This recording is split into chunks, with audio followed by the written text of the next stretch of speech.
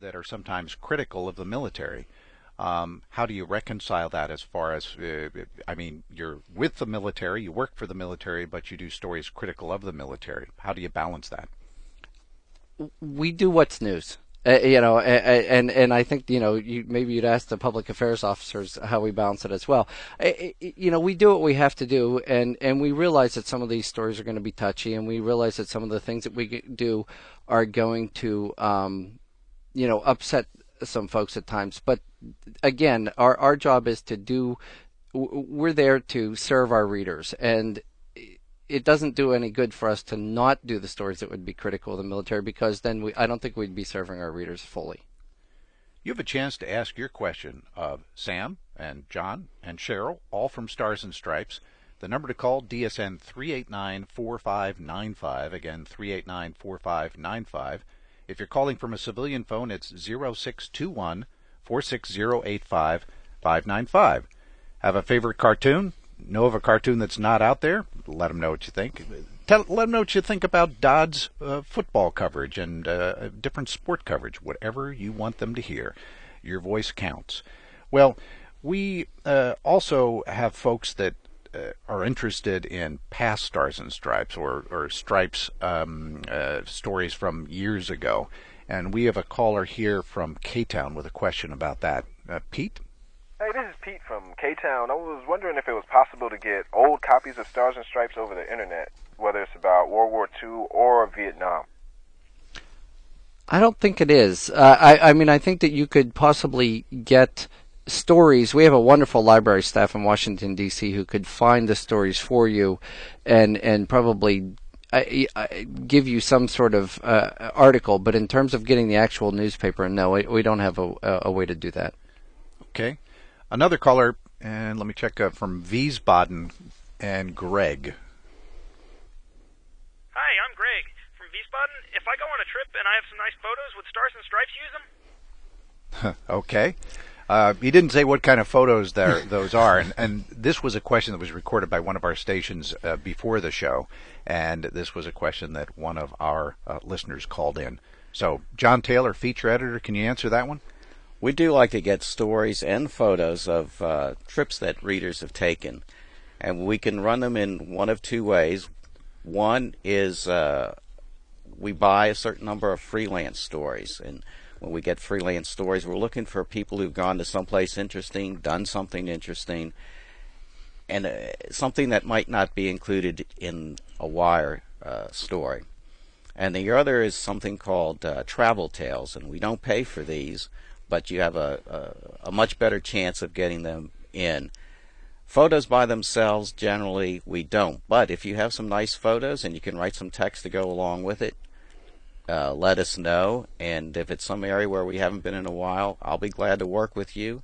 And I think we can probably make use of the material. Sam, something to add? Yeah, on the news side, it would be the opposite. When it comes to submitting articles or photos for events that have happened, we would not take an article from a reader submitted article for the news side, but we would take a photo. And so if somebody had a photo that they wanted to submit of some event that had just happened, and the key is we get quite a few photos and we do look at every one of them, but the key is that they have to, there's a time factor to them. And so if you have an event that happens on a Saturday, we'd like to see the photo that day instead of waiting until the next Thursday to send it to us. We're back to the phone lines, and there's a caller from Fulda. And is this Big Mac? Hey, Big Mac, if you're listening, you're probably listening to the radio. Turn that down just a little bit, and you can hear us a little better. All right, I'll go over there and hit the button. And from my producer told me your name's Big Mac. Is that right? Well, it's Michael McCluskey, but Big Mac's always easier to remember. Okay, you passed on your contact information for your free Stripes coffee mug, correct? Yes, I did. Excellent. Victor's my buddy. He's my hero. Oh, Victor Gardner, our producer. Yeah. Well, great. Well, your question for our Stripes editors. Well, my question is I work at a PX in Schweinfurt, and I get the paper as often as I can, and I'm wondering what happened to Scene Magazine in the Sunday edition. Well, John Taylor, the feature editor of Stripes, is here, and he's got an answer for you. Most of our features stories have sort of been repackaged. Scene Magazine had been around for a while, but its biggest problem was it was sort of a mishmash of stories. And we've sort of divided a lot of that stuff up into different packages that run on different days. So now on Sundays, Scene always ran on Sundays, we have something called Diversions. And Diversions is a lot of entertainment news, CDs, DVDs, video games, and then some local features on things people do. This week, for example, we had one on European cowboys. Then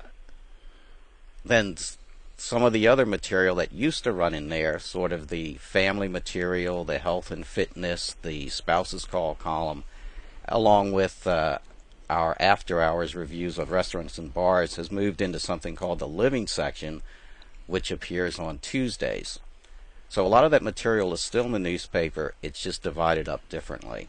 Big Mac, a question for you, jumping in there. Are you familiar with the new versions of this material? Have you ever seen this in Stripes? Oh, yeah, I've seen that moved around. And then my point, too, of the question is, the Sunday paper, although it's not as thick as it used to be, still costs twice as much as the daily edition, and I was wondering if that wouldn't be more cost-effective to just have a weekend edition where it's the Saturday and Sunday paper that would actually be worth $1, because it is twice as thick as the dailies.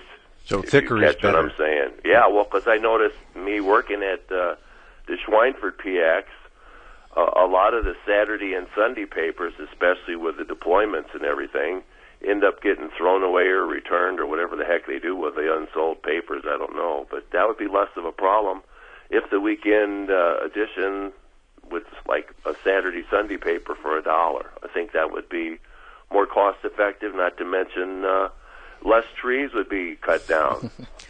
Well, I think that's actually a very good point, and it's something that has been discussed. One of the drawbacks to that is it would make it harder for us to get our local sports coverage into the paper. And right now, that's an area that we've really been working on. We've beefed up. We've gotten a very good response from readers. And if we can't get that stuff in Sunday, to hold it till Monday, I don't know. I think that would take a little bit of the shine off that particular coverage. But I don't know. It's not a bad idea. And yes, it would save us money. I was going to say, Big Mac, I have a suggestion for you. If you did move to the Schweinfurt area, we could offer you home delivery at an affordable price for the whole week.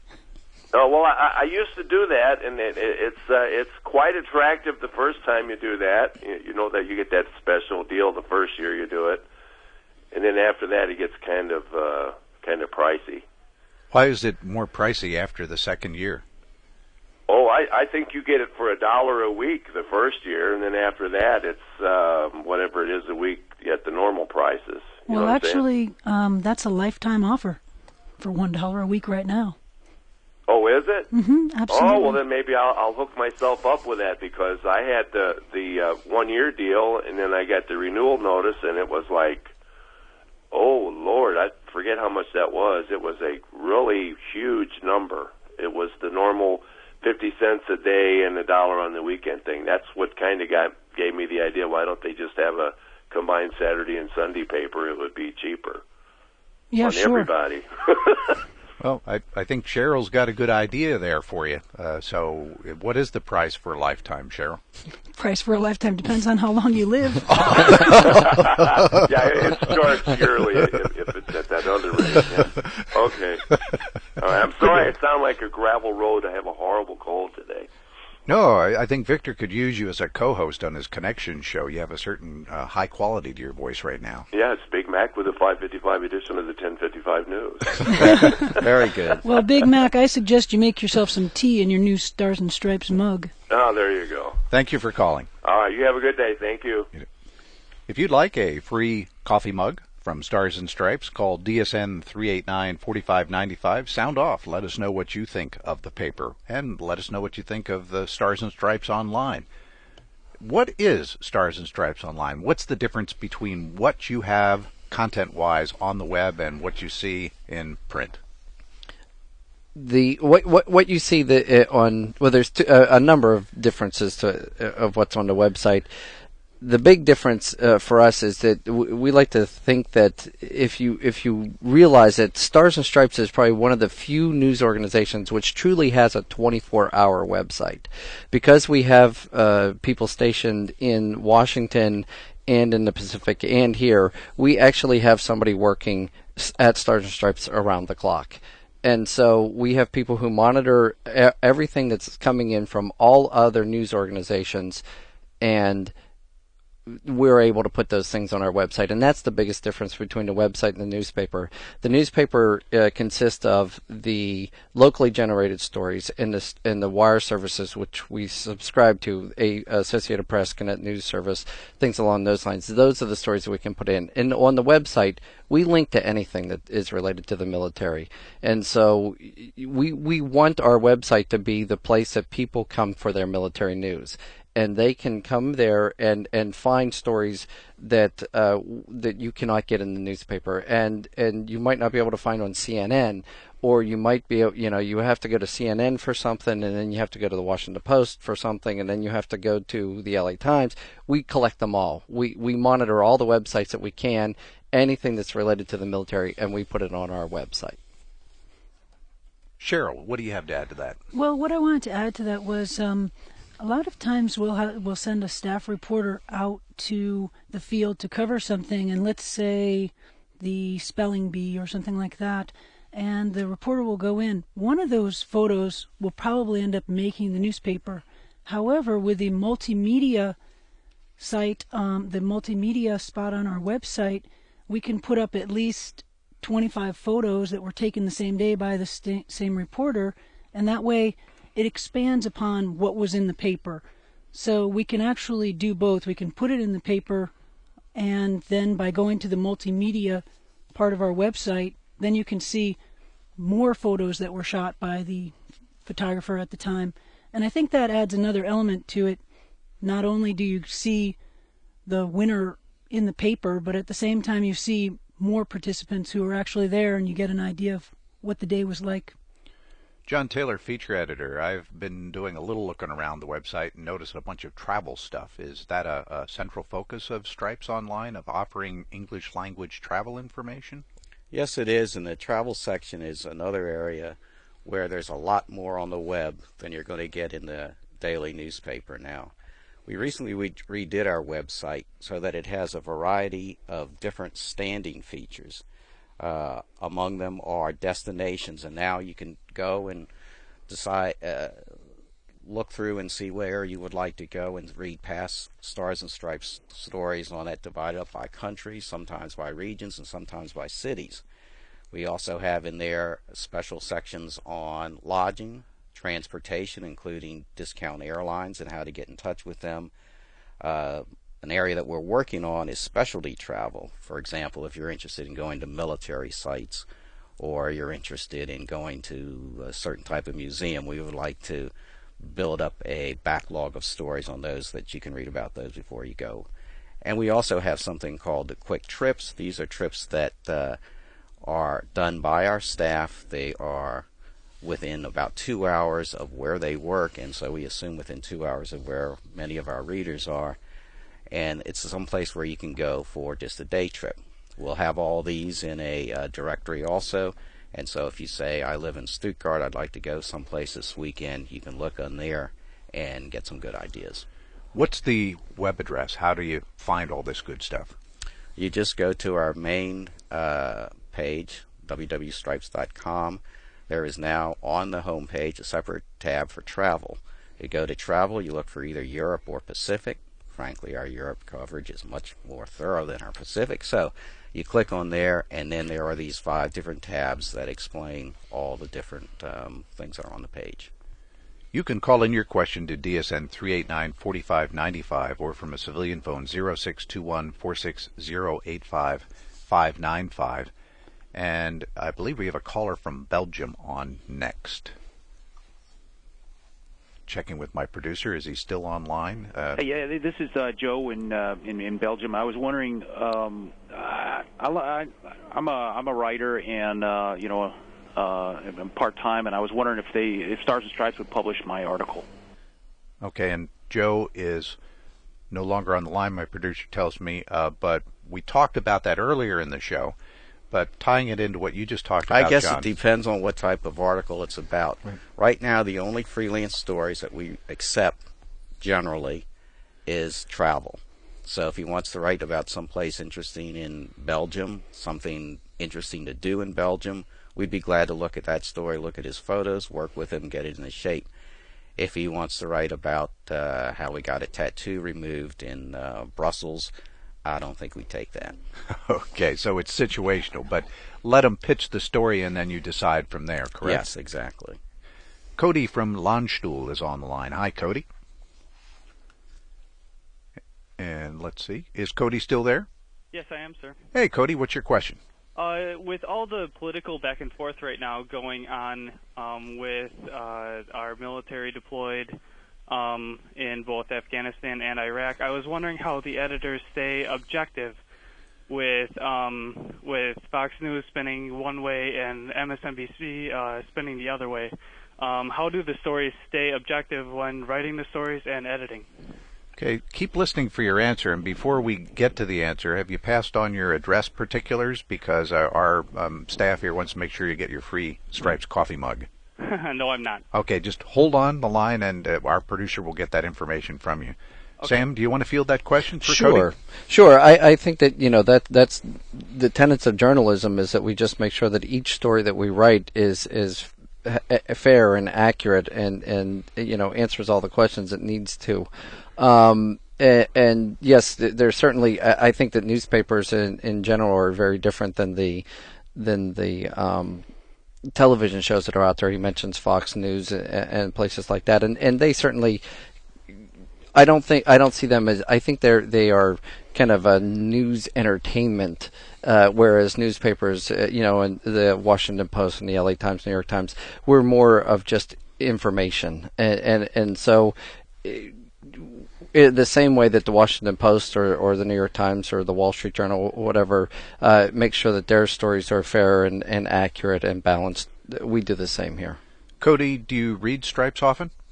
I try to read as often as I can, yeah. What's your opinion? Do you think that the stories that you read in Stripes are, as a whole, balanced or not? I think it is as balanced as it can be, but especially with the elections coming right now very closely, I think it's very difficult for our writers and editors to stay objective with each story, and you never know what to believe right now, especially with the cable news and everything else. And like you said, that Fox News is more your entertainment news network, and the name of the channel is Fox News, but. Yeah, I think it's very difficult, and I think it's something that needs to be pointed out. The written journalism versus the cable networks, news networks, 24-hour channels. So. And Cody, if you ever find a time where you think that we haven't done a good job, feel free to give me a call, and I'd be more than happy to talk about it. Well, I appreciate it. Thank you very much. Okay, and Cody, thanks for calling, and please stay on the line. We'd like your address particulars, an MPS kind of address. Okay, thank you. Okay. And Sam, it's a good question to ask in general, political reporting and politics and elections. How do you, as a Stripes editor, handle that with the stories that go in the paper? Europe version, I understand you've got a Washington bureau, and that's probably in their lane more perhaps than yours. But how do you provide balance in an election year?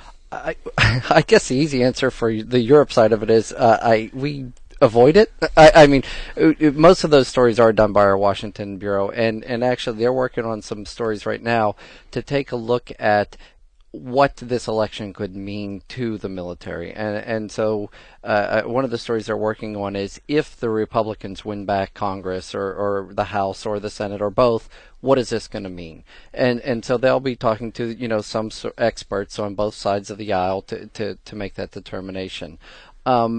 In terms of Europe, since most of those things are in the States, we let them handle it. It's not something that we worry about too much on this side.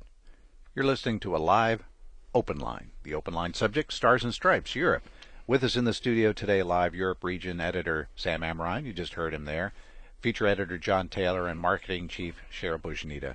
Cheryl, One thing that you ran recently was a very, I think, clever promotion about iPad, and you gave away an iPad, and in that you asked different listeners or viewers, or I'm talking broadcast now, different readers, to tell you what their favorite headline and story was. What kind of data did that give you at Stars and Stripes as far as what people like in Stripes and don't like in Stripes? Well, I will say that we ran this promotion. It was about 10 weeks long. And the opportunity was to win an iPad, and I think our timing was really good because the iPad at the time it became sort of sensational. People were interested in it. They weren't quite sure whether they wanted to buy one or not, but the opportunity to win one through Stars and Stripes was an attractive offer.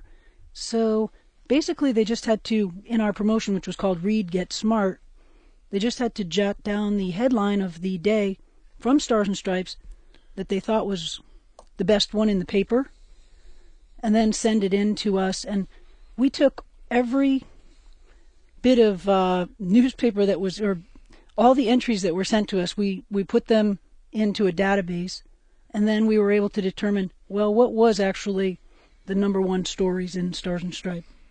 And we found that 70% of the stories that were chosen by readers were actually written by our staff. The other 3% or the other 30% happened to be AP stories, or probably from Gannett News Service or something like that.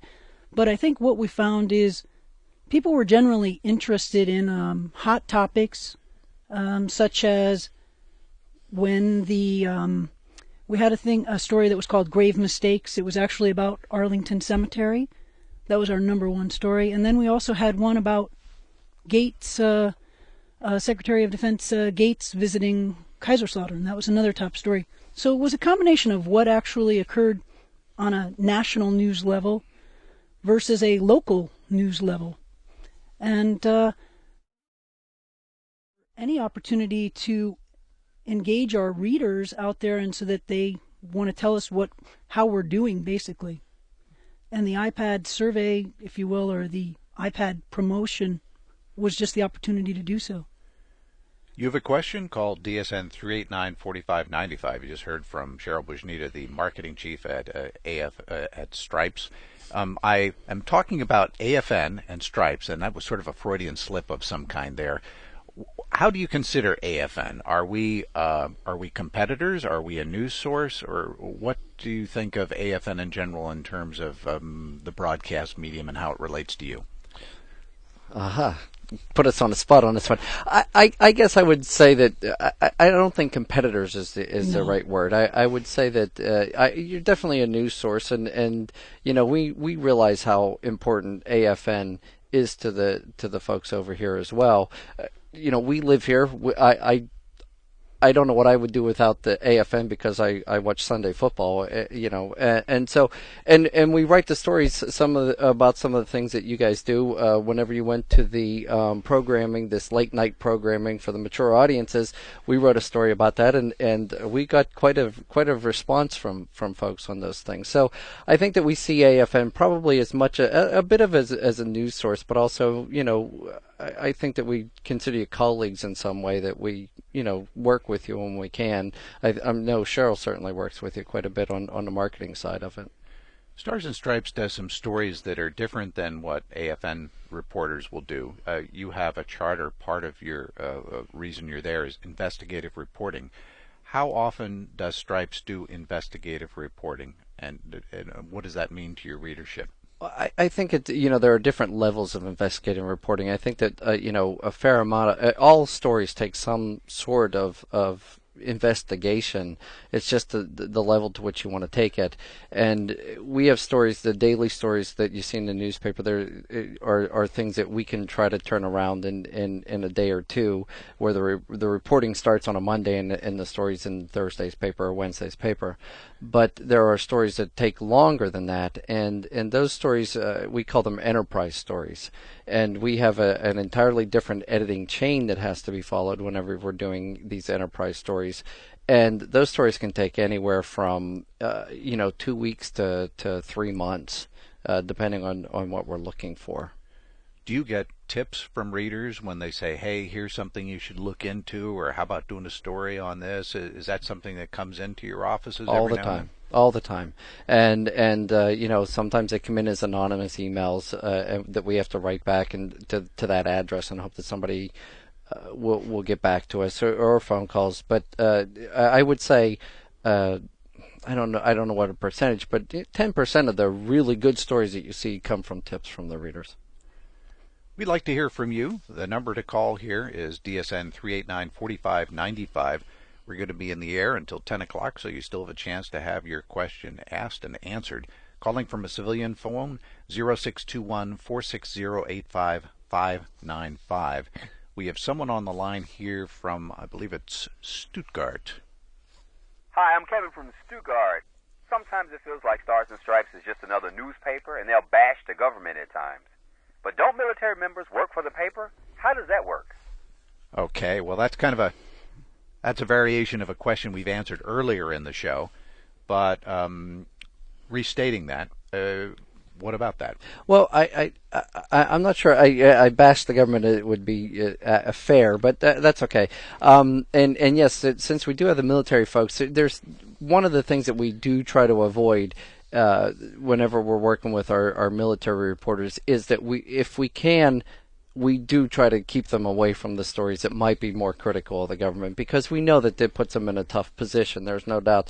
Because even if we are editorially independent and they are working for us at that time, we do know that they're only going to be with us for a limited amount of time, and they do have to go back to the Army or back to the Air Force whenever they're done with us.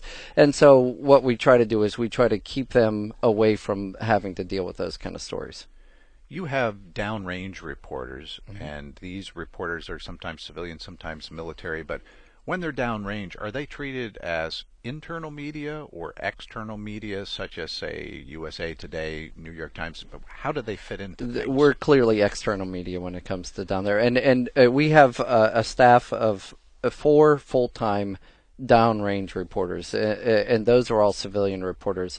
We do rotate our European and Pacific staff and central staff into the theaters, into the combat zones from time to time, to do the reporting as well. But we do have a full-time civilian staff that's down there, and they are treated just like the New York Times or the Christian Science Monitor, whoever else might be down there, and they're embedded journalists just like the regular media is.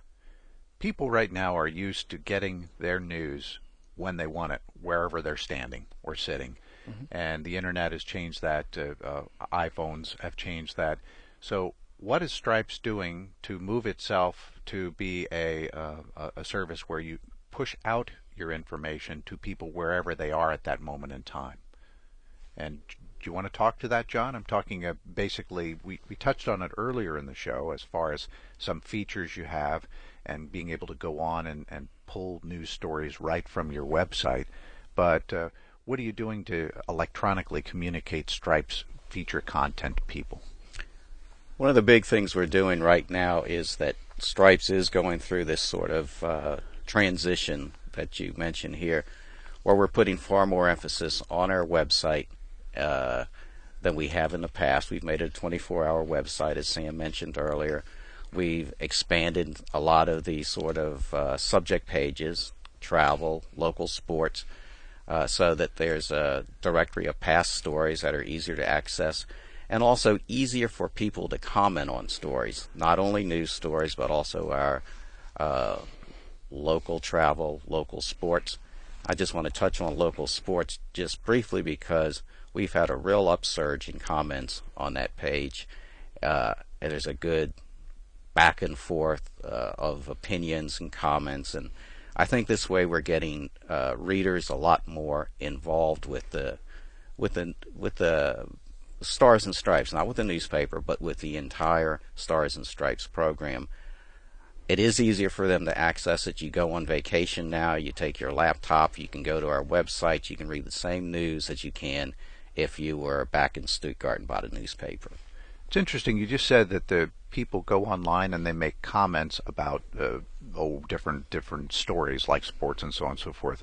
I've noticed, at least to me, and I don't know, it's if I need another cup of coffee in my Stars and Stripes coffee mug or not. But it seems to me that your letters to the editor have died off relatively. I don't see so many letters to the editor. Is that? I think that's an accurate observation. Why is it?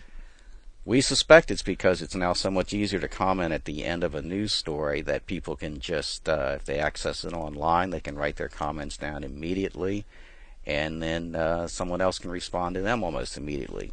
We used to have this real nice back and forth on the letters page on various issues, some of which would go on way too long, but where readers did, we've always had a very active letters to the editor page. Our readers have always been very active and willing to express their opinions. But I just think they're doing it in a different form now. Exactly. I mean, I think that a lot of the letters that you would see in the newspaper were responses to somebody else's letter. And now, instead of having to write that letter, in response, you can just respond to it directly on the website. And you see big, long strings of conversations on the website of people just most of the time. We have a tab on the right-hand side of our website which says most read and hot topics, and those, one is just what people are looking at, the other one is what people are commenting on, and a lot of the times the letters that somebody has submitted are among the hot topics. Back to the phone lines. Mike on the line from Ansbach. Good morning, Mike. Good morning. Hey, what's your question? Like I said, not so much a question, just a statement that I really think it's a great job that both Stars and Stripes and AFN are doing with respect to the high school sports. Last year, AFN did live coverage and follow-up broadcasts, and Stars and Stripes every week. Rusty Bryan does a great job of publicizing the sports programs for high school athletes all over Europe. Oh, that's great, Mike. I appreciate that. So you want to see it continue or more of it, or? Absolutely. Okay. Well, good. Well, have you given your contact information to our producer so we can send you a free Stripes coffee mug? Yes, I did. Thank you. Thank you for calling. Well, I was actually going to say something to Mike and say thank you very much, because we really do work hard at having people notice what we do, and naturally feedback is important to us. But I wanted to say, Mike, if you're in Ansbach and you've got a camera handy, please take some photos of the game. And we've got a photo sharing website there, which is called Spotted. And as soon as he were to post his photos of the game, those would be placed under two different high school web pages, if you will. Because if Ansbach were playing Ramstein, then those photos would be posted on the Ramstein side and then on the Ansbach side. And right. We're definitely looking for people to take photos of games and basically help highlight what all of these athletes are doing. Sure. Sam. Yeah, one of the things I guess that just in the last couple of weeks we've created on our website are school pages for each of the schools in Europe. And for now, what we're putting on those school pages are the high school sports. And we've made a real effort to go out and get more stories in the newspaper. It used to be that we might be able to cover one football or one sporting event a weekend, and then we had Rusty sitting in the office getting all the phone calls. Now we've made a much more concentrated effort to send more reporters out to these to the games, and so now you'll get 3 or 4 stories a weekend in addition to all the roundups, and all that information is going on these school pages. And if you go onto the Europe Sports web page and you click on one of those, you can find a list of all the schools, and you can go on your school and see everything that's been written about your school at this point. And then that's where the Stripes Spotted comes in, is where you can download your photos right onto our website. It's interesting how things have changed. I recall an open line from some years past where people were calling in and saying to Stripes, and honestly to AFN, saying, hey, we want more high school football coverage and more high school sport coverage. But here we have a man who calls from Ansbach to say, hey, you're doing a great job. So I think it's very interesting information. I think from a content perspective, you're offering a service that no one else does, and you're getting information out there that no one else can or will because of the scale and scope, I suppose. But you're saying that online you're getting lots of positive feedback on your high school sport coverage also? Absolutely. We were talking about this the other day in the office where on our page 2 of our paper we have a list that has the top stories for the day, and on the Sunday all 5 of the stories were the local sports stories. And if you go again to the summary of what people are reading and what people are commenting on, those are local sports are always very, very high. And to be honest, readers have always told us that. We've always known it was a small group of loyal readers, but those readers have certainly demonstrated to us that this is the sort of information they want. Voice of John Taylor, the feature editor. John, you've changed, and I say you, I'm going to personify it and say it's you, but I know it's Stripes as a whole has changed the way you do feature reporting and feature stories in the paper. Sections have changed. Why the changes, and what are the changes? The changes were basically an effort to do a better job of packaging the different features. As we mentioned earlier, Scene Magazine, the one caller was disappointed to see it disappear, but it was sort of a mishmash of subjects. And now we've got them divided into 3 better packages that are more consistent within themselves.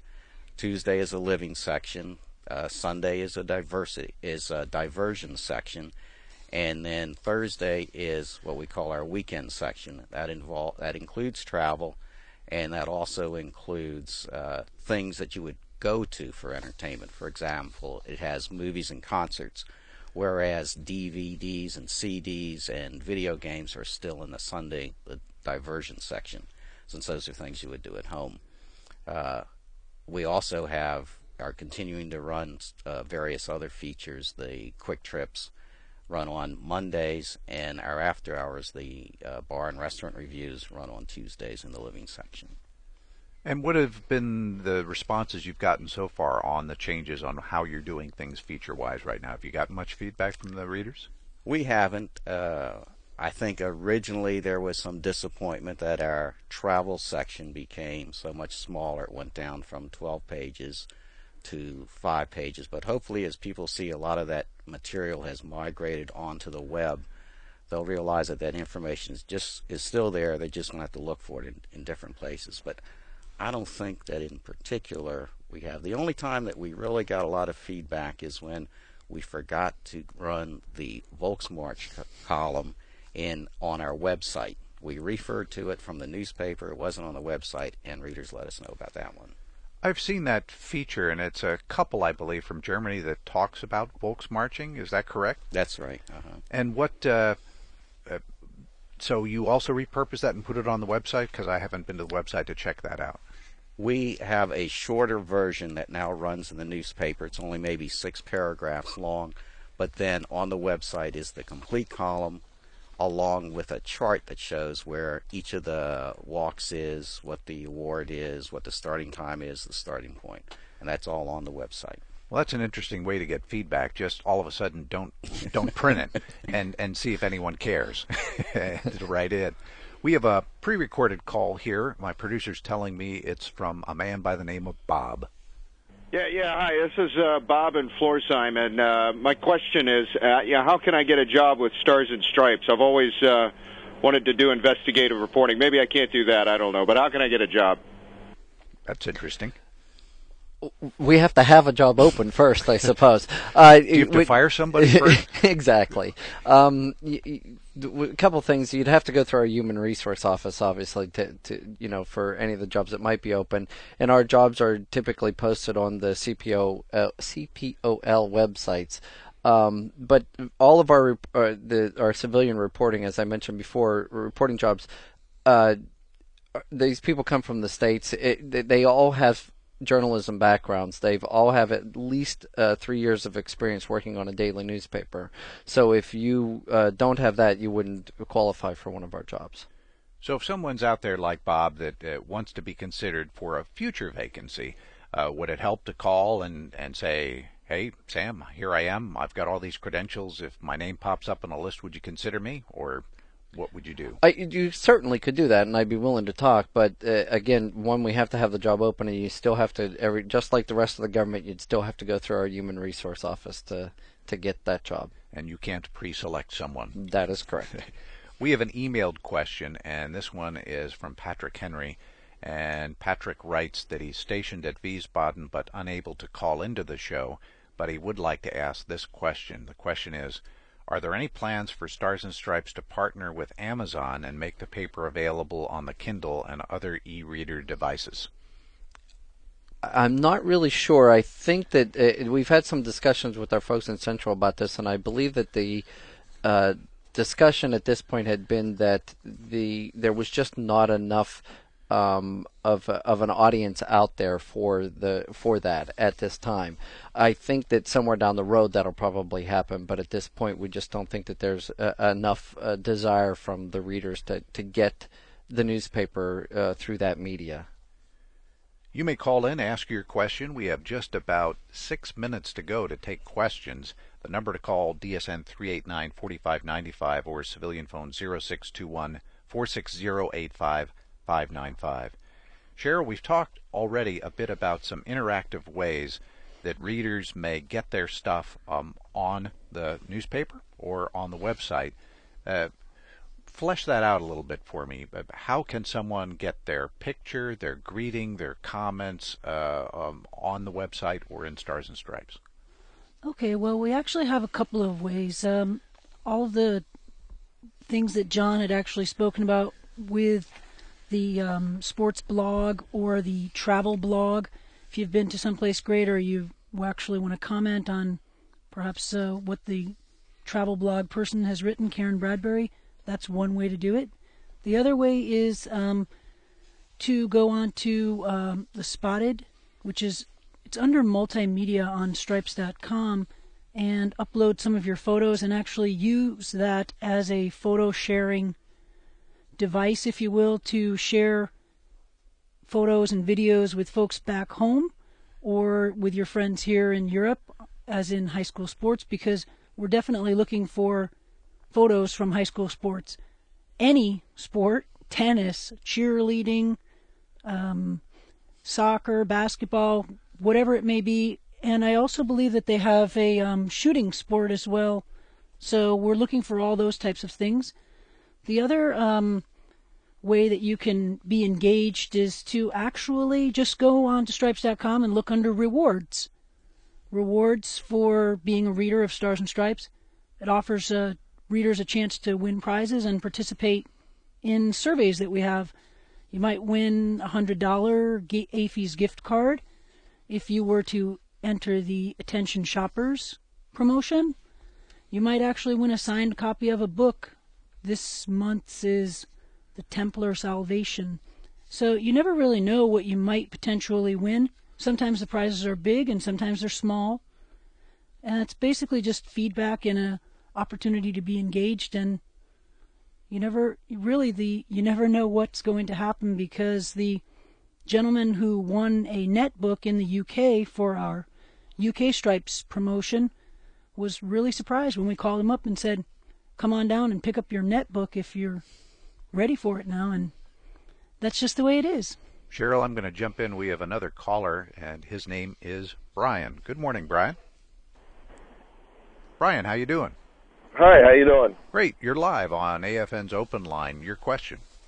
Yeah, there's a lot of civilians, non-DOD civilians working here, especially in the Frankfurt area, all around. We would like to read the newspaper, but we really can't. We don't have any access to it. Is there anything that we can do to get it?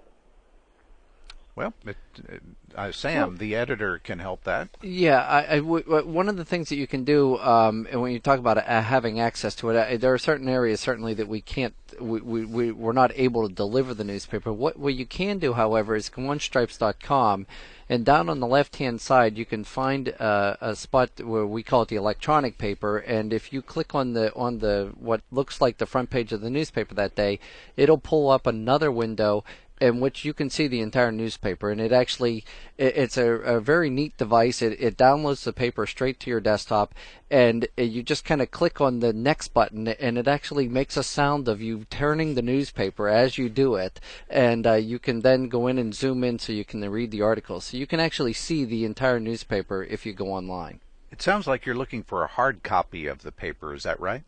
Yeah, that's what it is. I mean, I work on the Frankfurt airport, so it used to be every once in a while you get up to the airport and maybe get a copy, but it's just so hard to do it. I think you also could probably print out that newspaper that I just mentioned. You know, if you have a printer, you could do that. Or the only other way that I would know would be if you got a mail subscription to the newspaper, but that's a little bit more expensive. Well, there's another idea. I haven't done this for a few years, but the USO at the Frankfurt airport has Stars and Stripes, and I believe you just bring by your quarters and you could buy one there. Have you tried that before, sir? Yeah, that's why we used to try, but the USO sometimes it won't let you in, or if it's a lot harder to do it that way. I see. Because if you don't have a military ID, the USO won't let you inside their little complex there. Oh, I understand. Well, we didn't have a perfect solution, but we gave you some choices, and we do appreciate you calling in the show. All right, thanks a lot. Thank you. Bye. We have time for, I believe, at least one more caller on the line, James from K-Town. Hi, James. Hi, yes, sir. What's your question? Turn down the radio just a little bit, because right now you got me in one ear and the telephone in the other. It might be a little confusing. Okay, I just turned it off. Hey, I don't so much have a question as I do want to give a shout-out to the letters to the editor. I've utilized that quite a bit since I've been in Germany, and they've pretty much was real good about printing out the things I sent in. Sometimes they may have been reluctant, but they've been very good at actually putting it out. So I want to say thanks to them. Oh, that's great. Well, I appreciate your shout out. And so that's been a useful way for you to communicate things on your mind. Yes, it has. Well, please continue to send it, because we were just talking about that and saying we haven't gotten as many letters into the editor. So keep on going, James. Okay, I sure will. Thanks again for calling into AFN's Open Line. No problem. Take care. Well, we've just about wrapped up the show. We've been talking today with Stars and Stripes Europe Region Editor Sam Amrine, Feature Editor John Taylor, and Marketing Chief Cheryl Bujnita. One passing thought for anyone who's listening to the show who is not called in or written in: if they have feedback for you on what they like and don't like about the Europe Stars and Stripes, how do they get it to you, and what will you do with it? The easiest thing would be to go back on the website, and we have a tab, I believe it's called Contact Us, and you would be able to find any of the names of any of the staff members who work in Europe.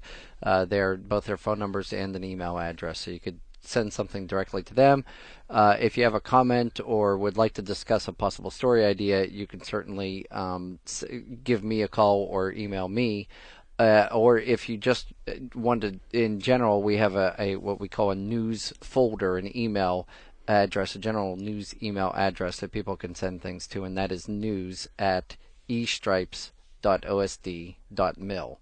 And that's something that all the editors in K-Town can take a look at, and we can make a determination if there's a story there for us. Thank you all for joining us. My name's George Smith, and I've asked you about 17 questions. Do I get 17 coffee mugs? Yes, you do. Well, thank you very much. News is next on AFN's Power Network.